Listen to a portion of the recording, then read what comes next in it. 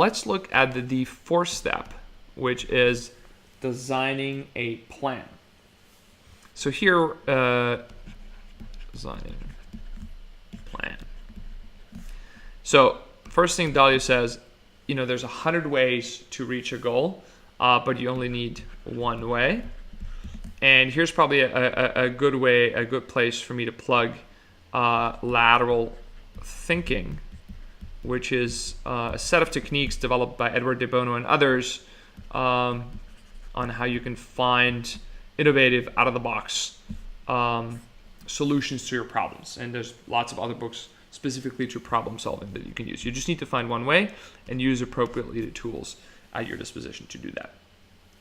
The second thing that he mentions here is that you want to then think of your plan like a movie script and visualize it. So visualize movie.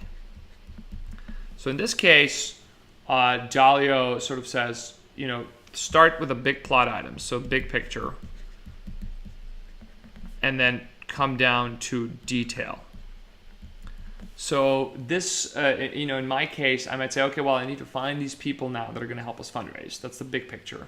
But then the detail would be, okay, by the end of next week, I've identified a list of 20 people that could help us in fundraise, and then have an email sent to them, and then manage a response and all that. So going from big picture to detail, and it's important here to sort of visualize all the steps that are needed. If I do that, say, okay, well, I'm going to go Monday to my office. I'm going to sit.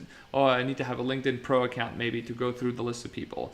Then I need to write them down in a Google Sheet, and then I need to write an email template, and I need a mail merge program. And then you just really try to simulate the entire process of how you get from A to B to sort of pick up and using your experience from past similar tasks to find out all the most important things that you're going to need to do so that you can create the best possible plan and sort of make sure you don't forget any important details.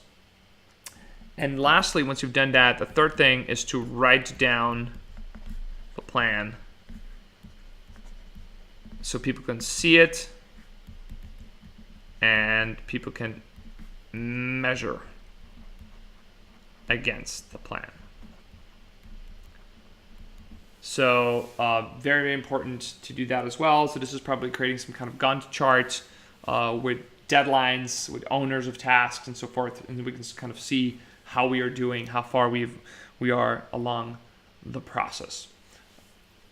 Stop. This is probably also a good place to do something called Murphy-Jitsu, technique I've learned at the Center for Applied Rationality, where you can use something called a pre-mortem to sort of simulate a plan, to simulate how surprised you'd be if a plan didn't work, and then see how much your subconscious and your mind, with all the experience it has, endorses the plan you've set up. So I'll be linking to that technique in the description below.